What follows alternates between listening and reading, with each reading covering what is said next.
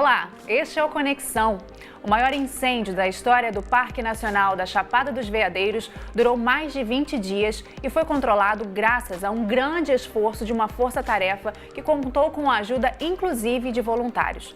O dano ambiental é grande, assim como o trabalho de recuperação da área atingida.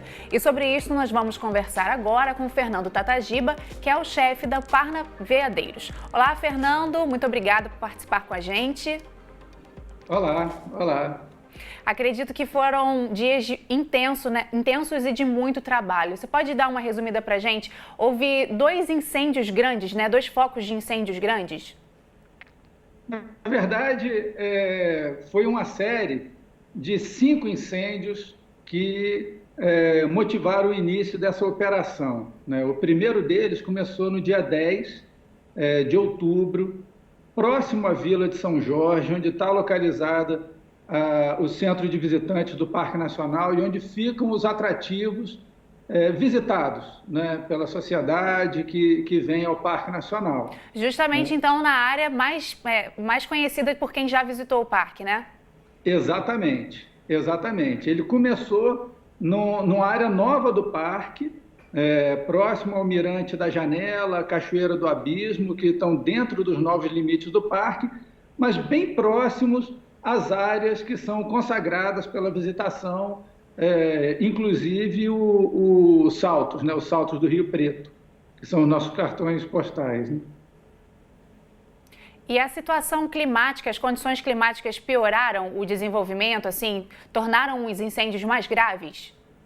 Sem dúvida, as condições climáticas no início desses incêndios, desse que começou no dia 10, depois, poucos dias depois, teve início um próximo ao município de Alto Paraíso, a cidade de Alto Paraíso, até que teve início esse do dia 17, que veio a se tornar o maior da história do Parque Nacional.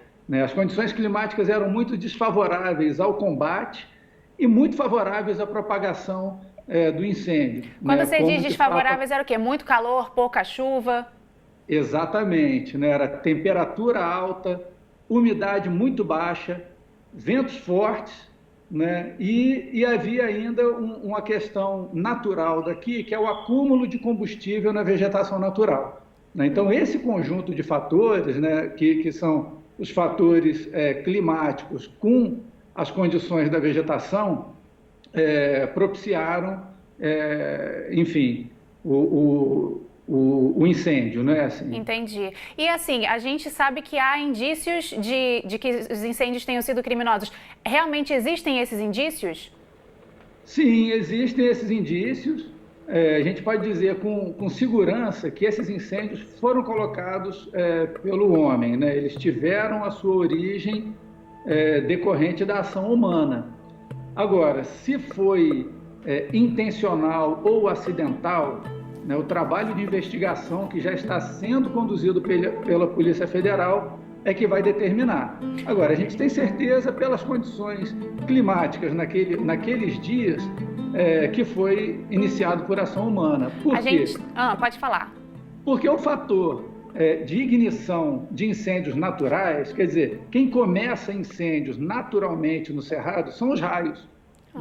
E os raios estão concentrados no período de chuva e não havia nuvens naqueles dias. Então, assim, a gente tem a certeza de que não foi um incêndio originado por algum fator natural. E aqui, a gente deu uma lida, e ficamos sabendo que vocês contaram com a ajuda de voluntários e que eles foram importantes. Qual foi a importância desses voluntários e quais frentes eles trabalharam?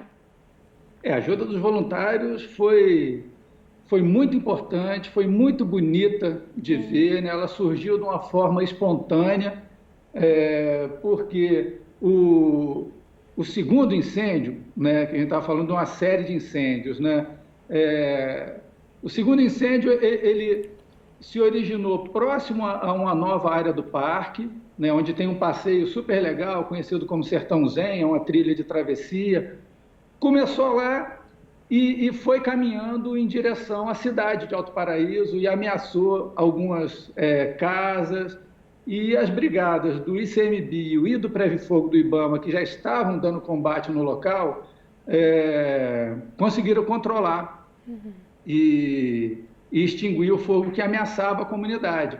E a comunidade já vinha atuando em parceria conosco, né? E essa parceria se intensificou na medida que o incêndio cresceu, né? Então, assim, aos poucos, eles se organizaram para atuarem como combatentes também, né? Alguns voluntários foram à frente, né, para combater o fogo diretamente, mas eles atuaram também de uma forma muito importante na logística, né? Numa operação grande como essa, no incêndio que atingiu mais de 66 mil hectares, a logística é fundamental, né? E o que é a logística? É fazer, em linhas gerais, né? Entre outras coisas, mas é fazer a comida chegar para as pessoas que estão combatendo o fogo e em locais remotos. Importantíssimo, né? Imagino, né? Assim, para manter o trabalho funcionando.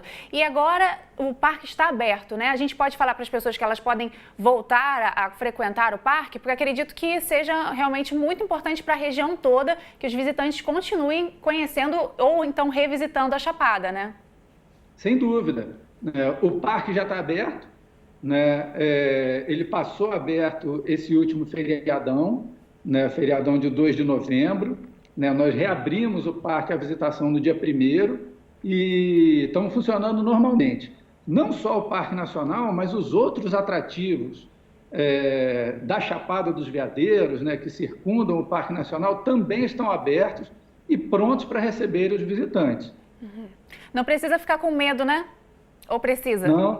Não, pode vir sem medo. Medo do fogo, não. Né? Não precisa, né? O fogo não oferece mais risco, mas sempre bom lembrar que em ambientes naturais é importante a gente estar com a atenção redobrada. Ambientes naturais oferecem riscos, né? Os riscos são inerentes à visitação em ambientes naturais. Riscos desde de questões mais bobas, aparentemente, que é torcer o pé, né? Uma pedra solta na trilha, ou animais, né, peçonhentos, enfim, cuidado nas cachoeiras, né, atenção sempre redobrada, mas não precisa de medo, é só atenção ao se portar, ao visitar um ambiente natural, como é o caso do Parque Nacional. Tá ótimo. Eu gostaria de encerrar, Fernando, da gente começar a falar sobre o trabalho de recuperação. O trabalho que vocês vão ter agora, vocês já estão com frentes montadas, como é que é realmente agora o trabalho para recuperar a área? Tem que aguardar a natureza se recuperar? Como é que funciona isso? A gente já começamos um trabalho de monitoramento, né, de avaliação, de acompanhamento da regeneração natural. A regeneração natural ela é o mecanismo que a natureza tem para se recuperar, se regenerar após um dano. E essa regeneração ela é diferente nos diferentes ambientes do Cerrado. Em vegetações mais abertas, a regeneração tende a acontecer numa velocidade mais acelerada, enquanto que em matas e veredas, que são ambientes mais sensíveis, a regeneração é mais lenta. Então, nós vamos observar, acompanhar, monitorar e, eventualmente, atuar, né, tecnicamente com semeadura direta, por exemplo, que é o lançamento de sementes em áreas onde a regeneração está mais lenta do que o esperado, para apoiar, enfim, e auxiliar e acelerar esse processo natural de regeneração dos ecossistemas. Você falou de acelerar o processo. Vocês têm uma previsão, assim, uma expectativa de quanto tempo a natureza vai levar para se recuperar desse dano, que foi enorme? Olha, em ambientes mais abertos, como é o caso de campos nativos, a recuperação pode ser na escala de meses. Em um ano, a biomassa pode estar recomposta.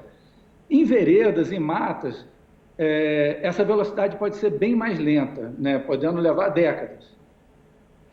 Então, até décadas para esse estrago. Realmente, Fernanda, a gente precisa conscientizar a população sobre a importância da gente manter o que a gente tem, que é tão precioso, né, a Chapada, e ver esse tipo de situação acontecendo com a Chapada é de cortar o coração mesmo, né?